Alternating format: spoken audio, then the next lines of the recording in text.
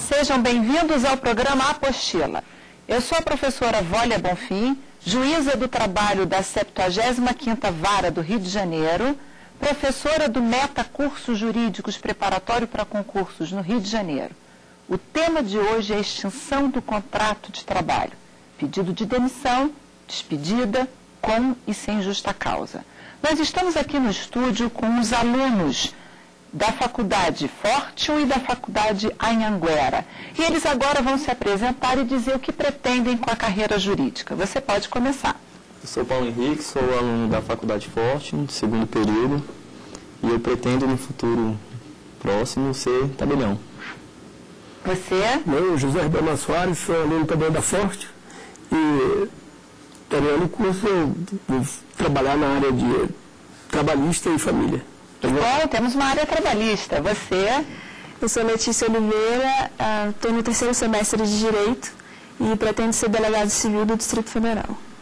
Você? Eu sou Rosana Rodrigues, estou no 3º período também do curso de Direito, estudo na Faculdade Anhanguera e pretendo advogar, não escolhi ainda a área. Vai escolher daqui a pouco. Você? Prazer, Leandro Rangel, da Faculdade Anhanguera, 3º semestre.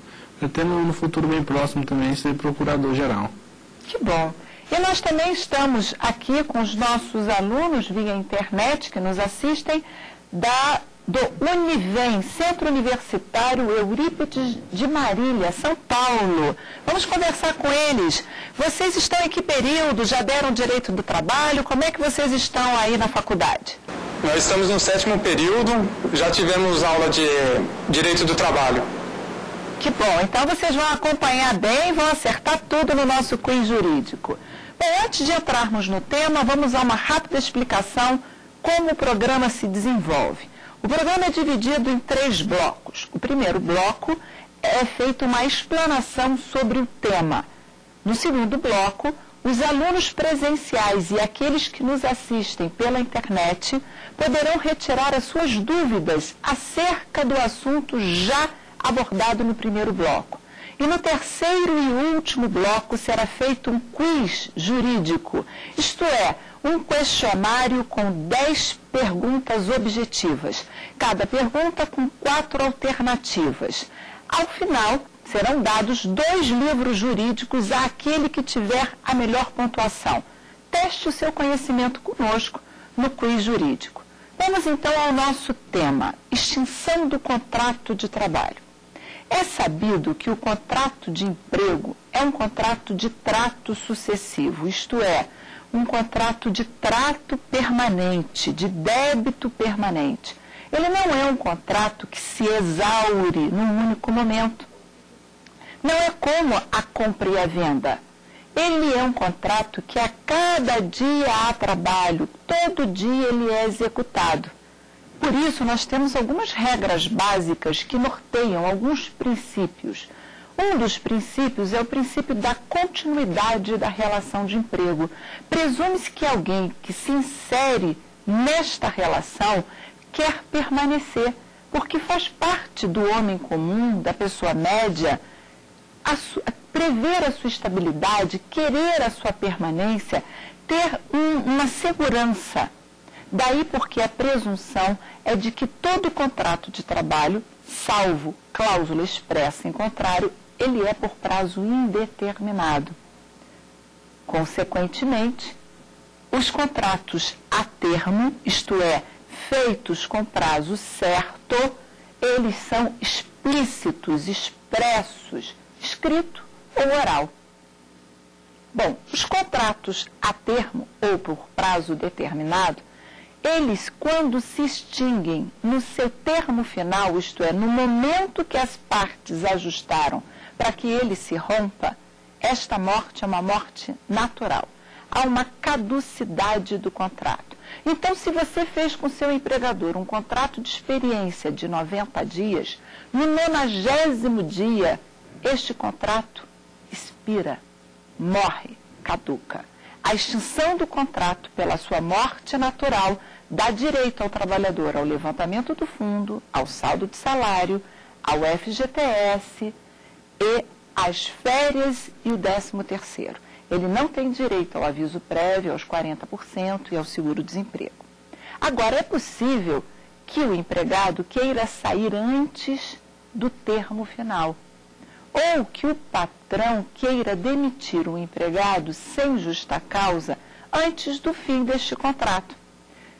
Se o empregador romper sem justa causa o contrato determinado antes do seu termo, de acordo com o artigo 479 da CLT, o patrão deverá pagar ao empregado, além das parcelas já mencionadas, uma indenização que corresponde à metade dos salários do período que faltava.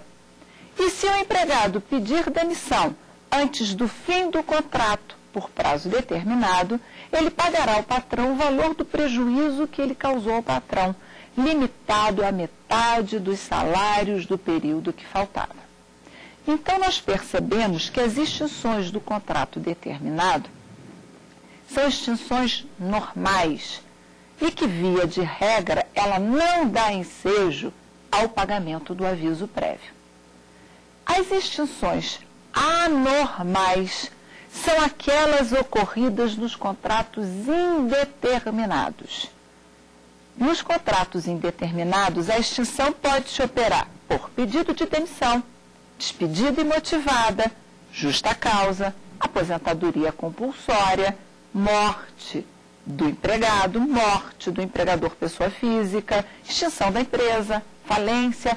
Há vários motivos que podem levar o contrato à sua extinção.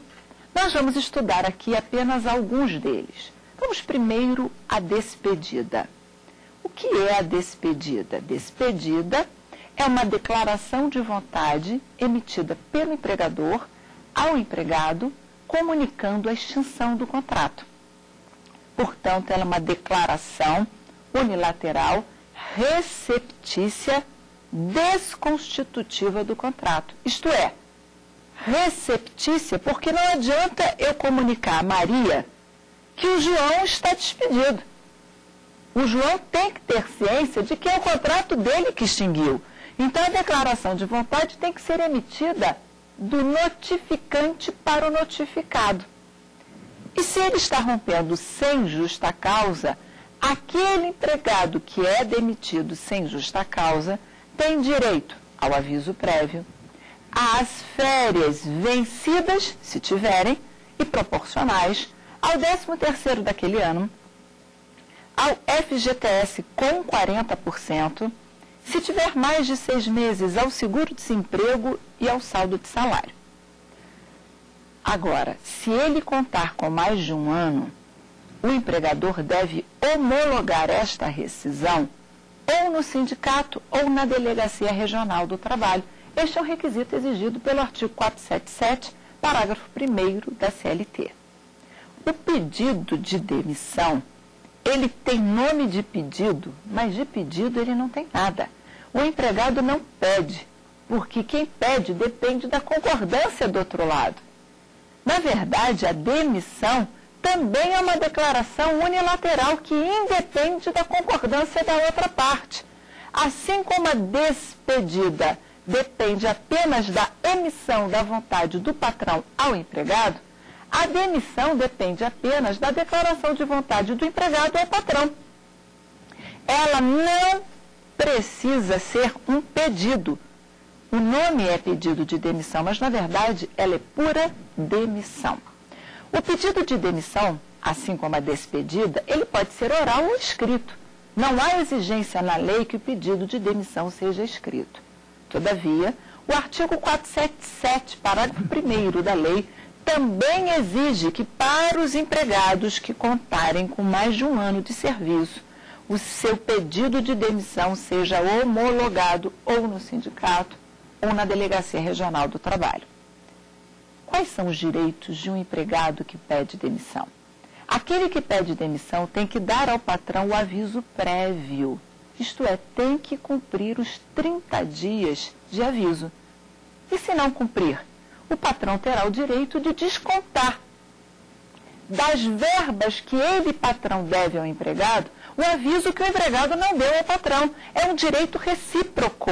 Assim como o empregador, quando manda o empregado embora sem justa causa, deve ao empregado o aviso prévio, o empregado, quando pede demissão sem ser forçado, isto é, sem ser por justa causa do patrão, também tem que dar aviso prévio ao patrão. E se não der, poderá ser descontado.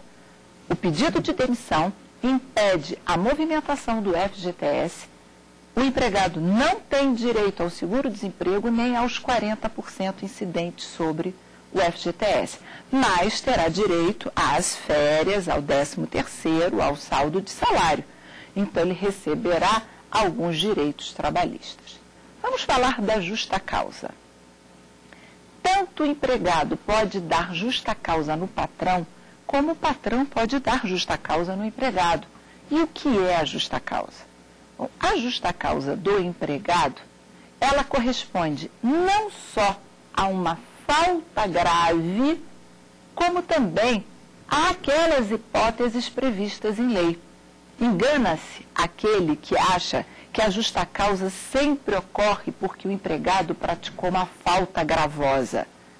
Há tipos na CLT, artigo 482, que muitas vezes o empregado não pratica falta nenhuma, mas mesmo assim a lei dá direito ao patrão de extinguir o contrato por justa causa do empregado.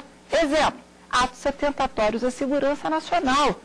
Exemplo, condenação criminal transitada em julgado sem que tenha havido sursi. Ele foi condenado por algo que ele fez fora do trabalho. E o empregador pode dar justa causa. Exemplo, artigo 508. O bancário que sujar o seu nome por ter dívida quanto mais na praça, o empregador banqueiro, isso é, o dono, o banco, poderá dar justa causa no seu empregado. Então, a justa causa é o direito que o patrão tem de romper o contrato sem ter que dar a indenização devida nas despedidas imotivadas. Quais os requisitos para que o empregador possa aplicar licitamente a justa causa no seu empregado? Vamos então apreciar alguns requisitos, sabendo que alguns destes requisitos são recíprocos, isto é, também são requisitos que o empregado deve observar para poder dar justa causa no patrão. Chama-se despedida indireta ou demissão forçada ou rescisão indireta. O empregado também pode dar justa causa no patrão e também tem que observar alguns requisitos. O primeiro requisito recíproco, que se aplica tanto do patrão ao empregado quando o empregado pratica a justa causa, como ao patrão, quando o empregado quer dar ao patrão a justa causa, é a imediatidade ou atualidade. Isto quer dizer que entre a falta e a punição, não pode o notificante esperar muito tempo para romper o contrato. Porque se um patrão pratica um ato contra o empregado e demora 1 ano para puni-lo, presume-se o perdão tácito. Assim como, se o empregado pratica uma falta e o patrão demora 1 ano, presume-se o perdão tácito.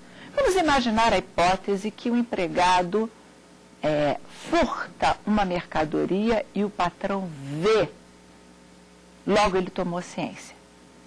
No dia seguinte o empregado trabalha, no mês seguinte ele trabalha, 8 meses depois o patrão: eu acho que eu vou te despedir por justa causa porque você me roubou aquele dia lá atrás.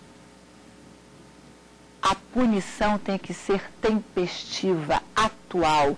Não quer dizer concomitante, porque o patrão pode querer procurar o seu advogado, ele pode querer se informar como ele pode fazer para afastar aquele empregado, se cabe a justa causa ou não. O mesmo poderia dizer em relação do empregado ao empregador. Vamos dizer que o patrão não pague os salários do empregado há 3 meses. O empregado pode desaparecer e 1 ano depois alegar que deu justa causa do patrão.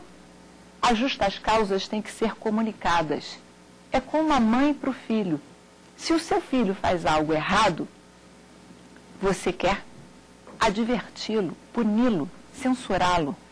Se você simplesmente não tomar nenhuma atitude, a aparência é que você tolerou que você perdoou. O patrão, em relação ao empregado, tem 3 tipos de punições. A advertência, ou admoestação ou censura, que é aquela repreensão que pode ser oral ou escrita.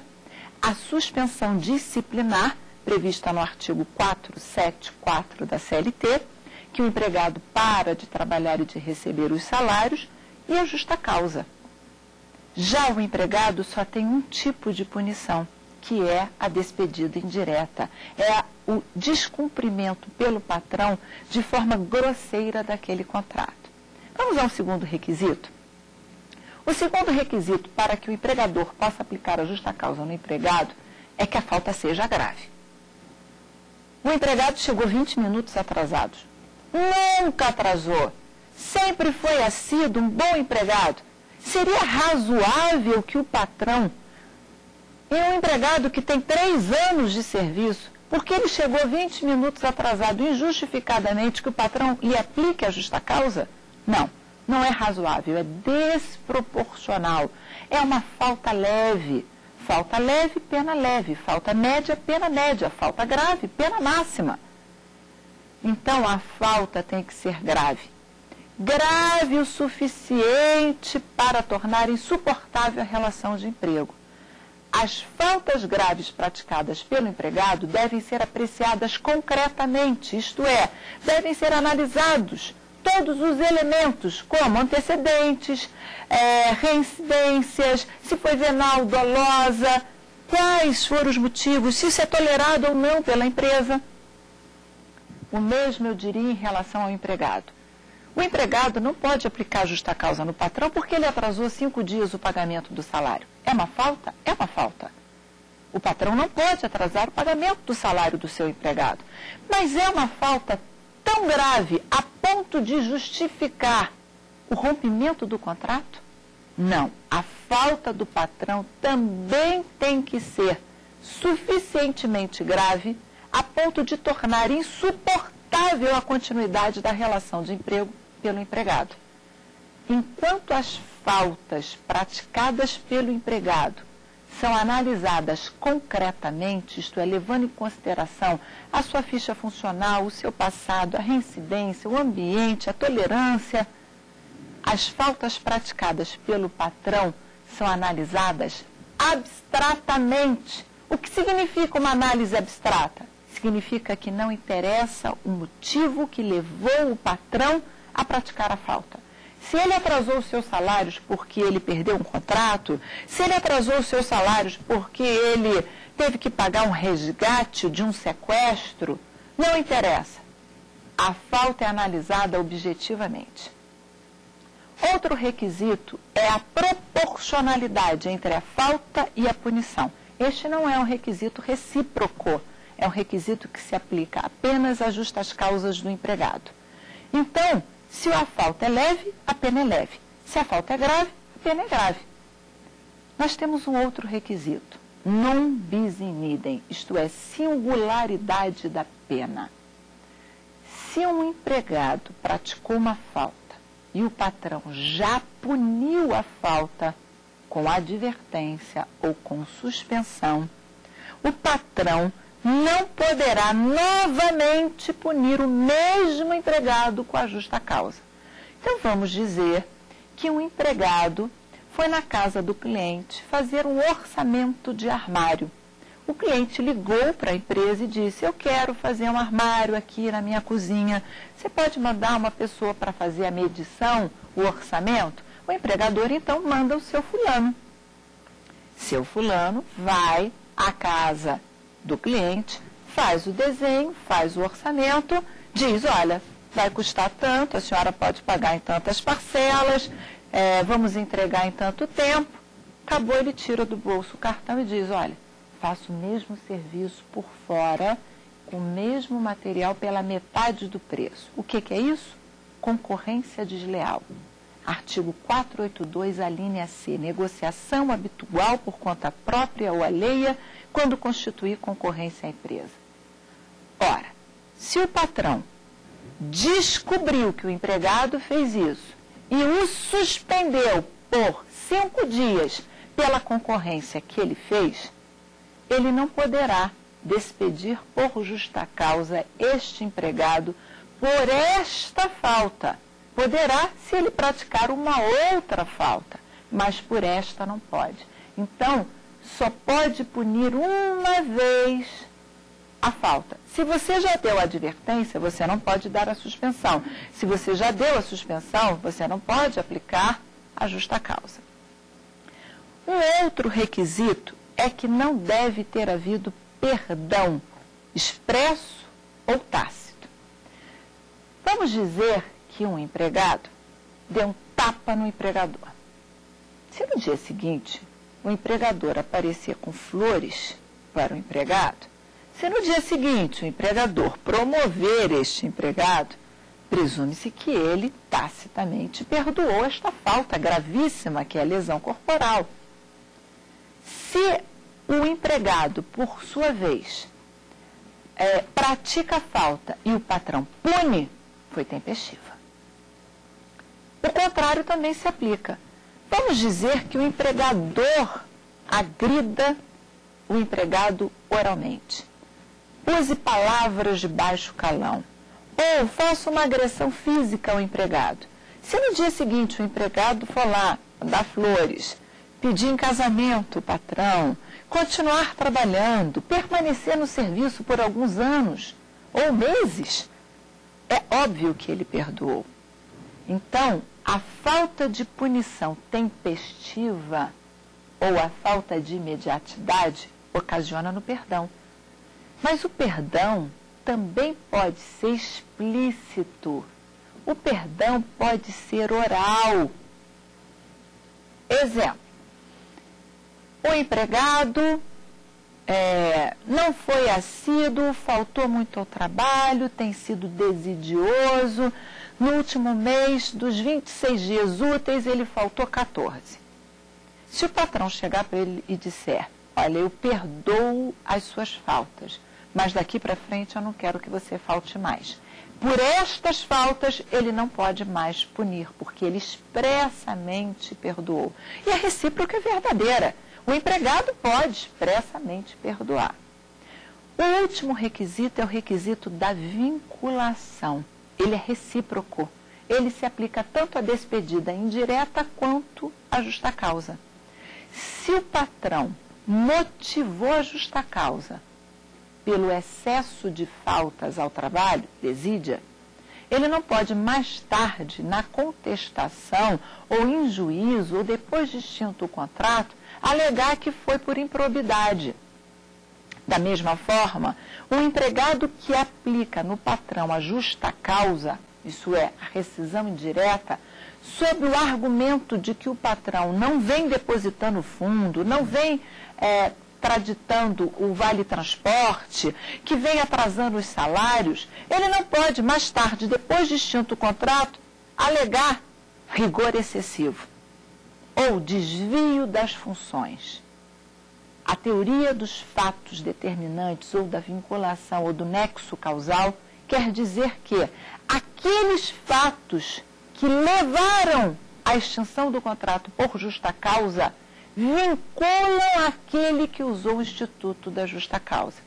Quando o empregado é despedido por justa causa, ele perde o direito ao aviso prévio, às férias proporcionais, ao 13º proporcional, não movimenta o fundo, não recebe seguro-desemprego e perde os 40%. Ele só recebe o que é vencido, férias vencidas, 13º vencido se existir e o saldo de salário. Já o empregado que aplica no patrão a despedida indireta, isso é, a justa causa, recebe todas as parcelas como se despedido fosse. Bom, nós estamos encerrando o nosso primeiro bloco e eu aguardo vocês no nosso próximo bloco, quando nós iremos retirar as dúvidas dos nossos alunos presenciais e aqueles que nos assistem via internet. Até já!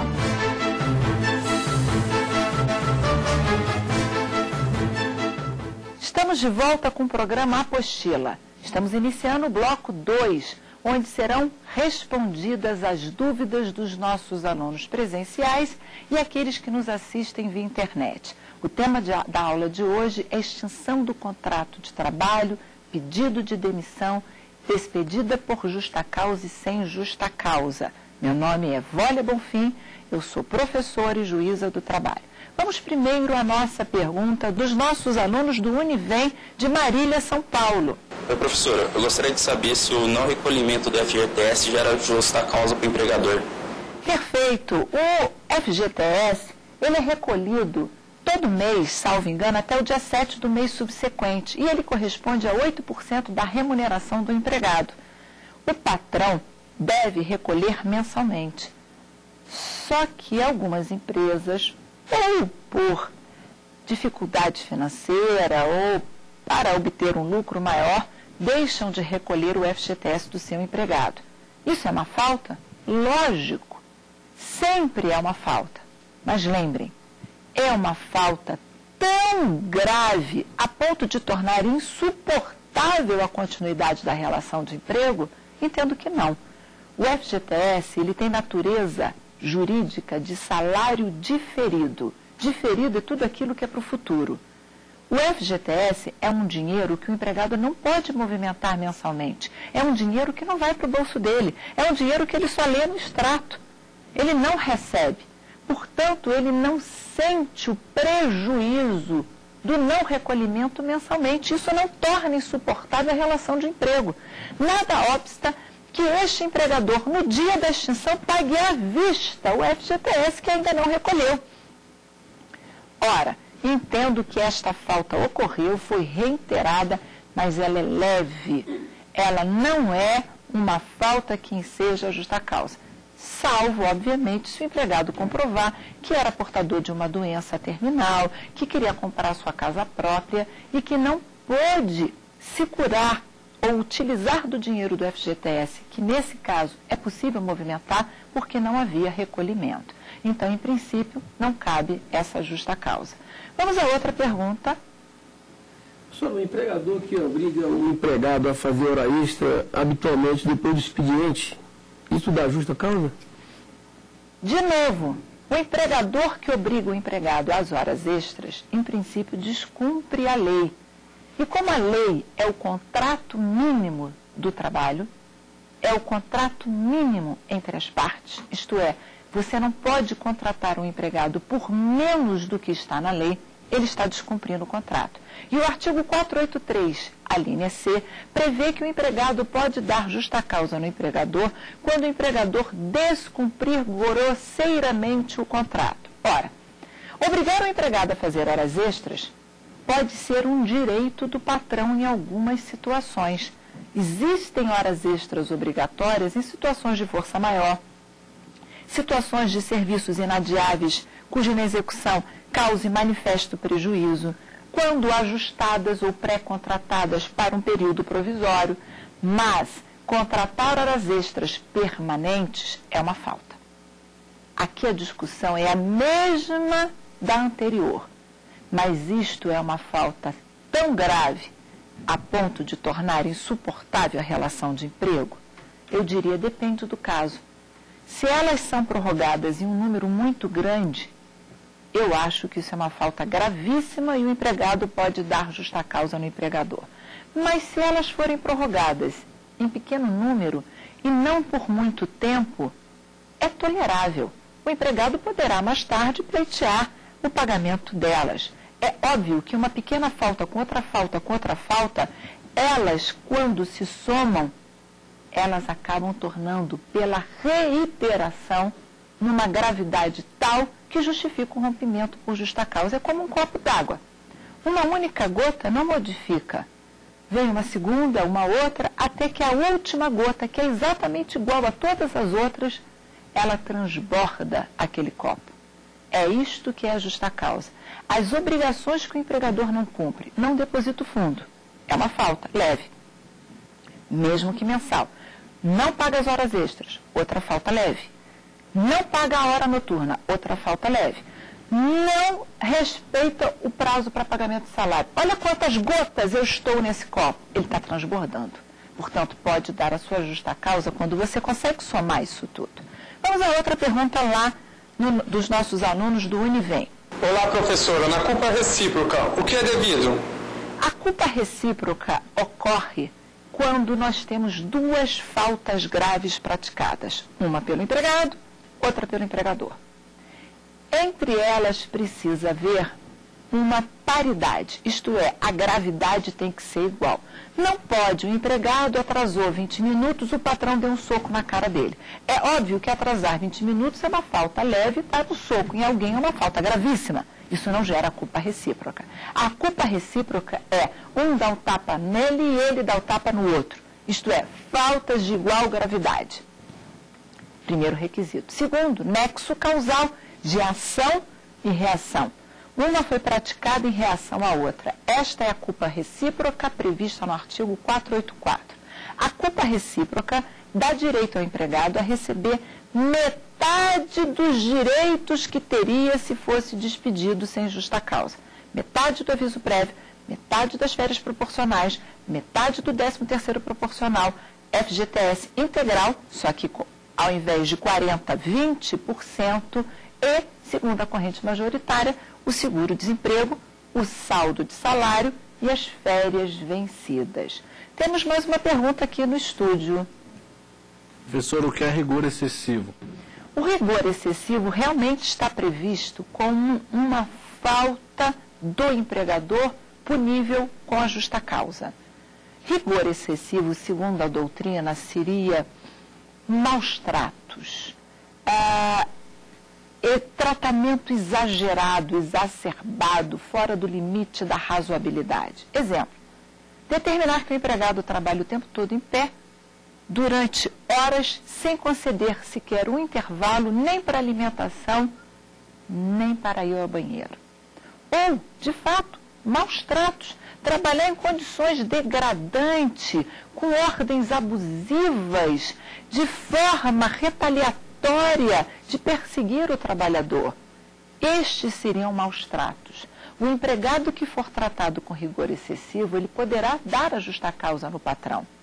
Lembrem, o empregador que exige do empregado o cumprimento dos seus deveres de empregado, horário, dedicação, diligência, não o trata com rigor excessivo, apenas cumpre o contrato. Nós temos mais uma pergunta dos nossos alunos da internet. Olá, professora. A rescisão antecipada do contrato por prazo determinado é devido 50% da remuneração ou do salário? O artigo 479, de fato, diz que se o empregador mandar o empregado embora sem justa causa antes do fim do contrato a termo, que este empregador deverá pagar ao empregado metade dos salários do período que faltava.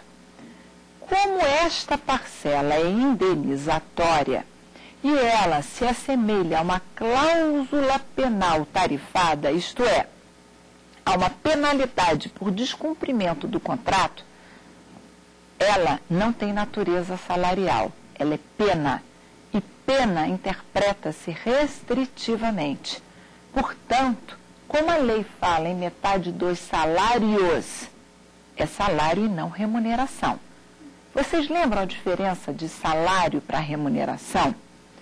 Salário é a parcela que o empregador paga diretamente do seu bolso para o bolso do empregado, isto é a parcela direta. E remuneração é tudo que o empregado recebe do patrão, mais as pagas de terceiro, isto é, as gorjetas, as gueltas. Só recebe remuneração quem recebe gorjeta, quem recebe guelta. Não confundam remuneração com gama salarial, complexo salarial. Um empregado que ganha salário, hora extra, gratificação adicional, ele ganha, além do salário base, ele ganha um complexo salarial. Isto não é chamado remuneração. Remuneração é a soma do pagamento direto com o pagamento indireto. Pagamento direto é salário e pagamento indireto é tudo aquilo que o terceiro paga em virtude de um contrato de trabalho que o empregado mantém com o seu empregador. E o melhor exemplo é a gorjeta. Bom, é bom lembrar a vocês que o artigo 480 também prevê que se o empregado pedir demissão antes do fim do contrato a termo, ele também deverá pagar ao patrão os prejuízos que ocasionar ao patrão, limitado à metade dos salários do período que faltava. Isso também é uma pena, então também está limitado à interpretação literal. Nós temos mais uma pergunta aqui do estúdio. Bom, nós estamos aqui encerrando o nosso segundo bloco. Eu aguardo vocês no nosso terceiro bloco com um quiz jurídico, onde serão formuladas 10 questões a respeito dos temas já abordados. E nós vamos testar o seu conhecimento. Até já!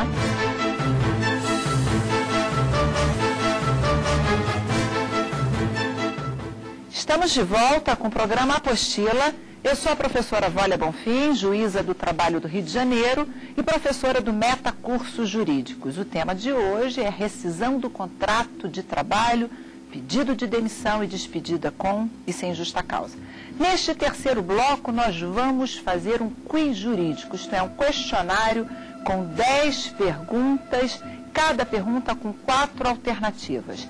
E os nossos alunos que estão no estúdio da Faculdade Fortium ou da Faculdade Anhanguera, nós temos os dois, eles irão votar no nosso quadro e aquele que obtiver a melhor pontuação vai ganhar um kit apostila, que são 2 livros jurídicos. Os nossos alunos que nos assistem via internet do Univem, de Marília, São Paulo, também vão participar, mas infelizmente não vão concorrer aos 2 livros. Vamos então à nossa primeira pergunta. A justa causa pode ser aplicada quando presentes os seguintes requisitos. 1. Apenas a gravidade da falta e a imediatidade. 2. Imediatidade, gravidade da falta, vinculação dos fatos, non bis in idem, não ter havido perdão anterior e proporcionalidade. 3. Apenas a gravidade da falta. 4. Imediatidade, gravidade da falta, bis in idem, não ter havido perdão anterior e proporcionalidade. Valendo, podem votar aqui no quadro, esticando a mão.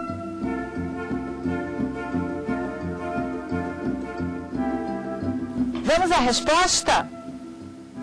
Na verdade, os requisitos são esses. A única diferença entre a resposta 2 e a 4 é que na 4 a afirmação é que pode haver dupla punição, bis in idem. E na 2 é que não pode haver bis in idem. Vamos então à nossa próxima pergunta. Assinale a alternativa correta.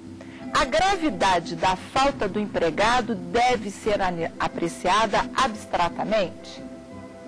A falta tem que ser reiterada para ser punida? As faltas de pequena gravidade não podem ser punidas?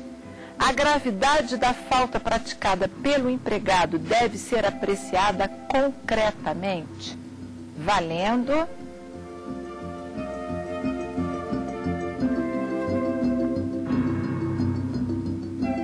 E a resposta é: a gravidade da falta praticada pelo empregado é apreciada em concreto. Isso é, levando em consideração seus antecedentes, levando em consideração se ela foi reincidente, se foi dolosa, venal, culposa, se a empresa tolera que aquele ato seja praticado, até o ambiente de trabalho.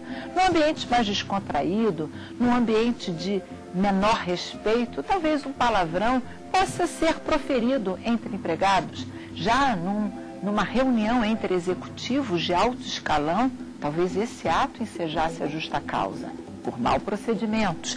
Vamos à nossa próxima questão. A respeito da despedida por justa causa, é correto afirmar que 1. Apenas alguns estáveis precisam de prévia interposição do inquérito judicial para apuração e aplicação da justa causa. 2. Todo empregado estável só pode ser despedido por justa causa se comprovada a falta por meio de inquérito judicial. 3. Todo empregado pode ser despedido com justa causa mediante comunicação oral ou escrita. 4. Os estáveis não podem ser despedidos, mesmo que pratiquem falta grave. Valendo.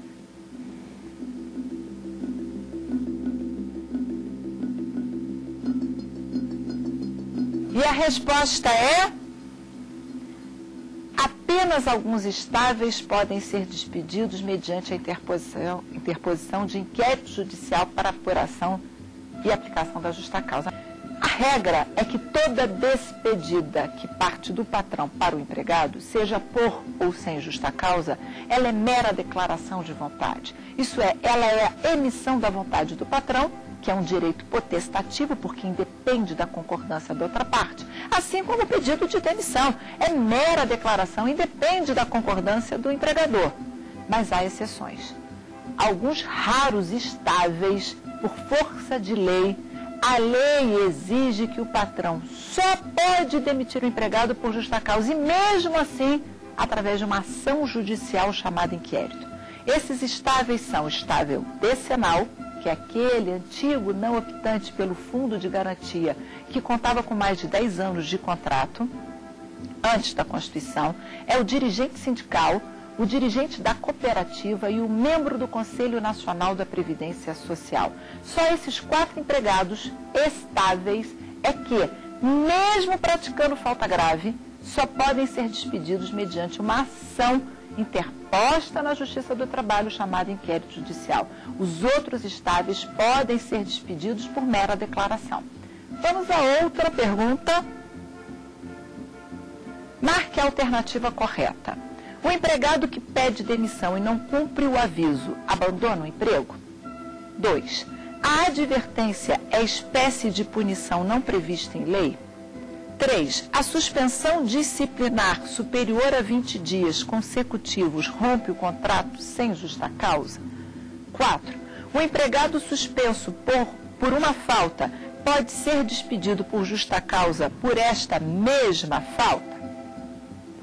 A correta, valendo.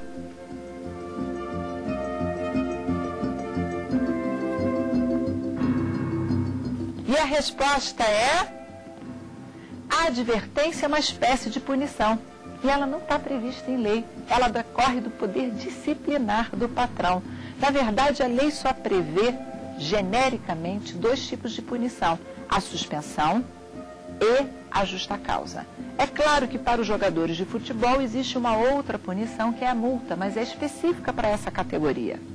As suspensões disciplinares, elas só rompem o contrato se elas forem superiores a 30 dias consecutivos. E na alternativa eu coloquei 20 dias, propositadamente, para ela ser errada. Vamos então a outra questão. Marque a alternativa incorreta. O excesso de faltas injustas ao serviço pode caracterizar a desídia? A insubordinação caracteriza-se pelo descumprimento de ordem específica dirigida ao empregado? 3. A indisciplina ocorre quando o empregado descumpre ordem geral dirigida ao grupo? 4. O abandono de emprego é sempre expresso. Valendo?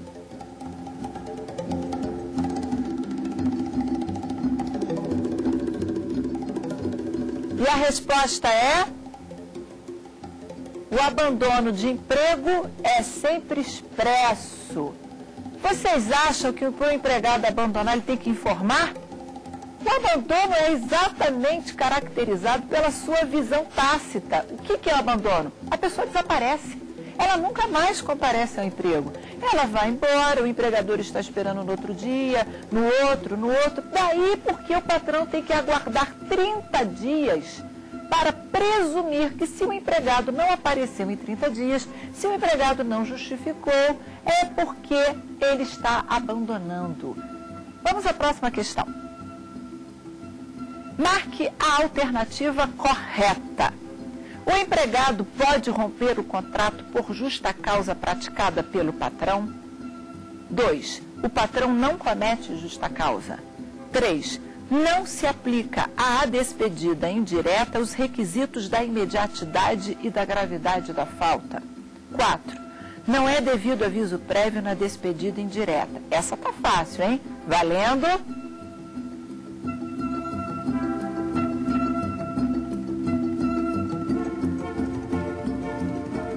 E a resposta é facílima. O empregado pode romper o contrato por justa causa praticada pelo patrão. Isso se chama despedida indireta ou rescisão indireta. Assim como o empregado pode cometer uma falta, o patrão também pode. É direito do empregado dar ou aplicar a justa causa no patrão. E quando fizer, o patrão vai pagar ao empregado todos os direitos como se ele, empregado, tivesse sido demitido. Entre eles, o aviso prévio. Vamos a uma outra questão? Nas extinções do contrato a termo, é correto afirmar que é devido o aviso prévio na extinção sem justa causa antecipada. 2. É devida a penalidade prevista no artigo 479 na extinção por justa causa ocorrida antes do termo final. 3. Na extinção antecipada sem justa causa de iniciativa do patrão, é devida uma indenização igual à metade dos salários do período que faltava. 4. O empregado não tem direito ao levantamento do FGTS pelo término normal do contrato a termo. Essa é fácil, eu dei aqui. Vamos lá, valendo.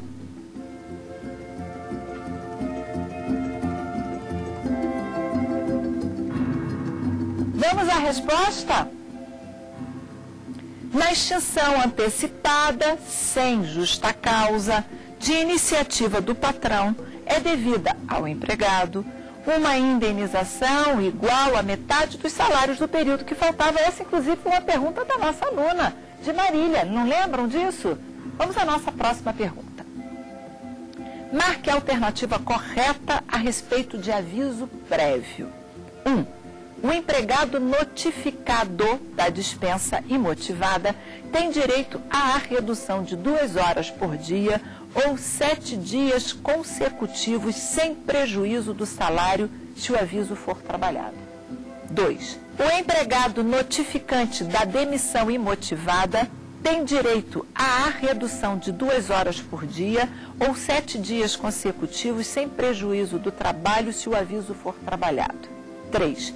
É devido aviso prévio ao empregado quando o empregador pessoa física morrer. 4. É indevido o aviso prévio quando o empregador extinguir suas atividades. Valendo?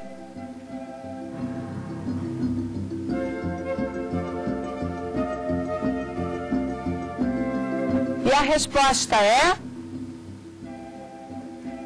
Isto. O empregado, quando for o notificado da despedida, ele tem direito, a escolher se ele quer reduzir 2 horas por dia do seu trabalho ou não trabalhar por 7 dias consecutivos. Por que o artigo 488 da CLT prevê esse direito? Por um motivo óbvio. Se foi o patrão que me despediu, e se eu vou ter que trabalhar no período do aviso, e se a finalidade do aviso prévio é permitir que o empregado procure novo emprego, que horas eu vou procurar novo emprego se eu estou trabalhando? Então, só nas hipóteses em que ele é o despedido e só nas hipóteses em que o aviso é trabalhado, é que o empregado tem o direito de escolher entre reduzir do seu horário 2 horas ou não trabalhar por 7 dias consecutivos, sem prejuízo do salário. Vamos à nossa próxima questão?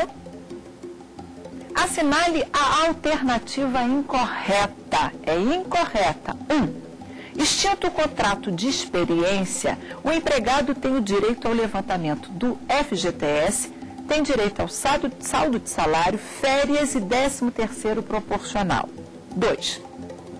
O pedido de demissão dá ao empregado direito às férias vencidas e proporcionais, 13º proporcional e saldo de salário. 3. O patrão não tem o direito de descontar do empregado que pede demissão e não cumpre o aviso prévio o valor do aviso. 4. O empregado urbano e rural que conta com mais de 1 ano de serviço tem que homologar a sua rescisão no Ministério do Trabalho ou no sindicato. Valendo?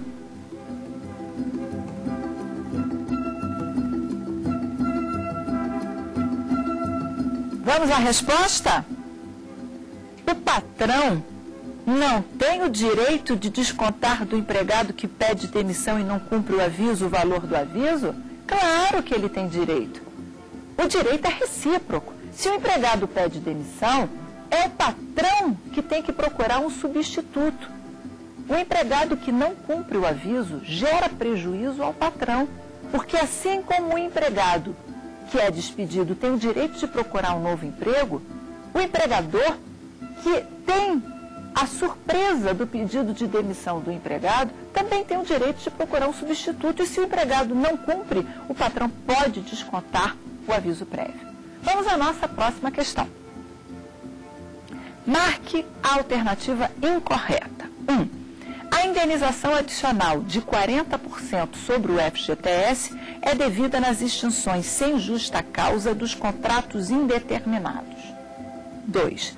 A indenização adicional de 20% sobre o FGTS é devida nas extinções por culpa recíproca ou por força maior. 3. O empregado pode movimentar o FGTS no pedido de demissão. 4. No caso de extinção do contrato por falência, o empregado tem o direito a movimentar o FGTS. Vamos ver qual é, valendo?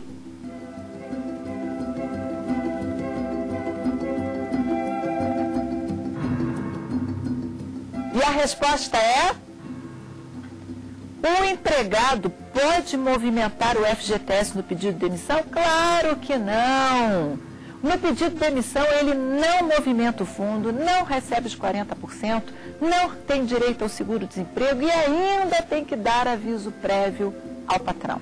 Então, vamos ver o nosso resultado. Parece que houve um empate. 2 alunos ganharam aqui do estúdio, Paulo e Ribamar. Parabéns, Paulo e Ribamar. Vamos agora ver como é que os nossos alunos que nos assistem via internet do Univem, lá de Marília, São Paulo, como é que vocês foram? Foram bem? Acertaram? Como é que vocês foram? Olá, nós gabaritamos todas as questões aqui graças à brilhante explanação da senhora. Ah, que maravilha! Eles foram ótimos. Bom, nós estamos terminando mais um programa Apostila. Meu nome é Vólia Bonfim, o tema de hoje foi extinção do contrato de trabalho, pedido de demissão e despedida com ou sem justa causa. Obrigada.